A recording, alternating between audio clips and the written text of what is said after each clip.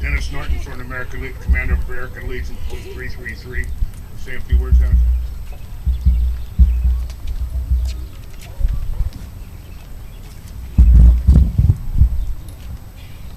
Before I begin, I'd like to recognize a number of our World War II Sun Prairie veterans who have had the privilege of boarding the recent and last year's Badger Honor Flight to Washington, D.C. So, gentlemen, when I read your name, if you would please stand or raise your hand to be recognized.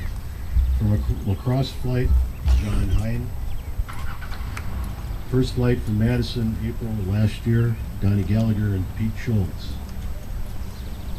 From Madison, October 2010, Miles Laubenheimer, Bob Minch.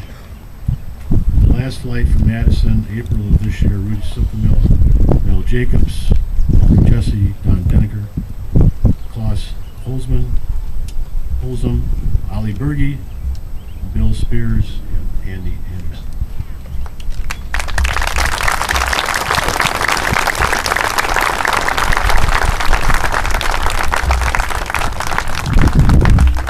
Today, Americans across this nation and citizens located around the world will pause for a brief time to observe Memorial Day.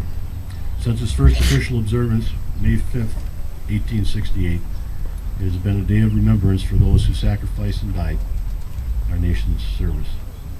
While it was originally dedicated to honor Civil War soldiers, we know it today as a celebration in memory of all who have fought and defended our right of freedom.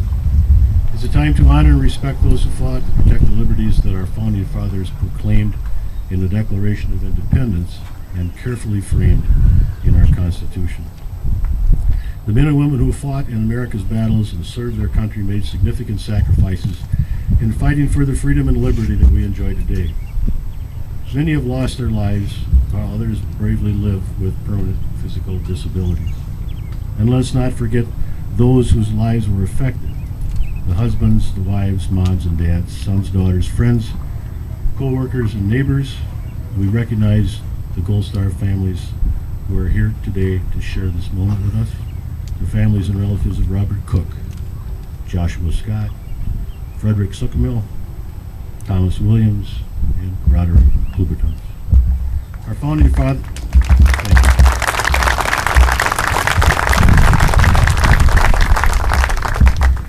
Our founding fathers declared the intent of this new nation to be independent and free.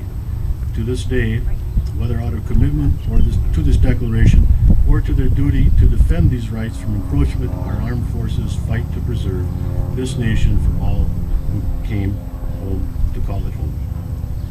Without regard to politics or popular opinion of the moment, men and women undertake the awesome task of fighting for our freedom and protecting us from the threat of those who would take that freedom from us. To those who died, to all those who fought, we owe our respect. Our armed forces continue to maintain the same standard of commitment and honor that was declared more than 230 years ago. On this Memorial Day, we pause to reflect on just what has been given and sacrificed so freely so that freedom could ring across this land. I came across something yesterday I've never heard this before, perhaps some of you have, but I thought it was very fitting. It's a poem by C.W. Johnson written May 1875. It's called We Walked Among the Crosses. We walked among the crosses where our fallen soldiers lay and listened to the bugle as taps began to play. The chaplain read a prayer. We stood with heads bowed low, and I thought of fallen comrades I had known so long ago. They came from every city across this fertile land that we might live in freedom. They lie here beneath the sand. I felt a little guilty. My sacrifice was small. I only lost a little time, but these men lost it. Now the services are over for this Memorial Day. To the names upon these crosses, I just want to say, thanks for what you've given. No one could have done more. May you rest with God in heaven from now through evermore.